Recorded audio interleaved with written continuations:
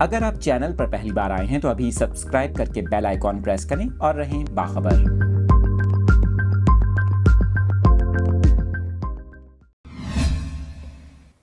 Update کر رہے ہیں آپ کو۔ مختلف علاقوں میں موسلا دھار بارشوں سے متعلق الرٹ جاری کر دیا گیا اور تیز بارشوں کے نتیجے میں سیلابی صورتحال کا خدشہ بھی ظاہر کیا گیا ہے، جبکہ آپ کو بتائیں شہریوں کو احتیاطی تدابیر اختیار کرنے کی ہدایت کی گئی ہے۔ آپ کو یہ خبر دے رہے ہیں سعودی عرب سے، جہاں سعودی شہری دفاع کی جانب سے خبردار کیا گیا ہے کہ منگل تک سعودی عرب کے بیشتر علاقوں میں موسلا دھار بارشیں جاری رہنے کا امکان ہے۔ آپ کو بتائیں بین الاقوامی خبر رساں ادارے کی رپورٹ کے مطابق شہری دفاع کی جانب سے جاری کیے گئے بیان میں کہا گیا کہ مکہ مکرمہ ریجن میں درمیانی درجے سے موسلا دھار بارش اور ژالہ باری ہو سکتی ہے، جس کے نتیجے میں سیلابی صورتحال بننے کا خدشہ موجود ہے۔